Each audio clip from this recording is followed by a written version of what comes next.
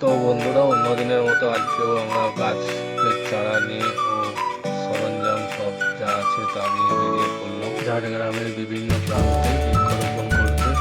ও যেসব দাদারা ফান্ডিশন করছে তাদের আমি মনে লাগাতে।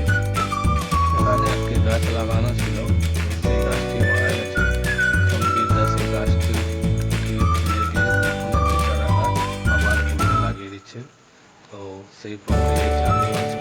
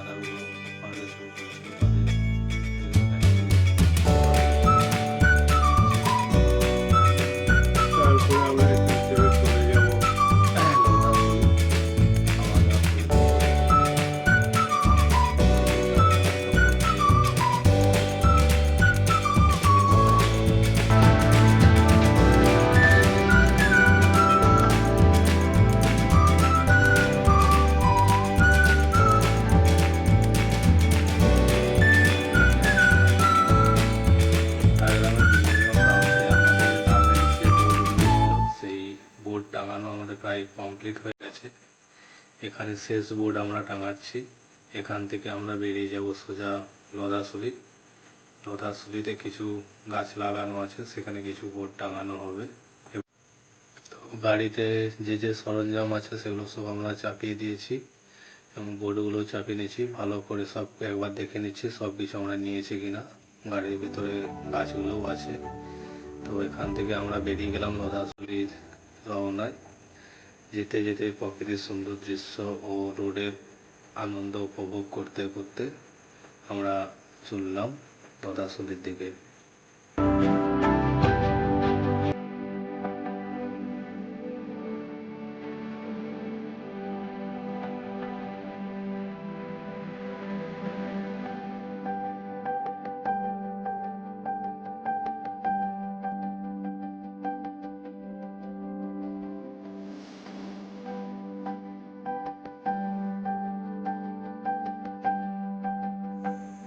কিছুক্ষণ অপেক্ষা করার পরে আমরা লদাসুলি এসে পৌঁছে গেছি। এখানে এসে আমরা হালকা করে কিছু একটা চা নাস্তা করে নেব, করে এখান থেকে গাছের বোর্ড লাগানো গাছ লাগানো প্রক্রিয়া আবার শুরু করব। এখানে গাছ আমাদের অনেক বেশি লাগানো ছিল, কিন্তু নেম প্লেটে যে বোর্ডগুলো সেগুলো আমাদের অনেক কম ছিল। সেই জন্য আমাদের নাম প্লেটের যে বোর্ডগুলো কম পড়ে গেছে। তো যে কটা ছিল সেই কটা আমাদের প্রায় লাগানো কমপ্লিট হয়ে গেছে।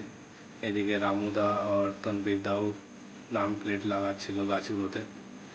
এখান থেকে আমরা বেরিয়ে যাব ঝাড়গ্রামের উদ্দেশ্যে, কারণ আমাদের এখানে সব কিছু হয়ে গেছে।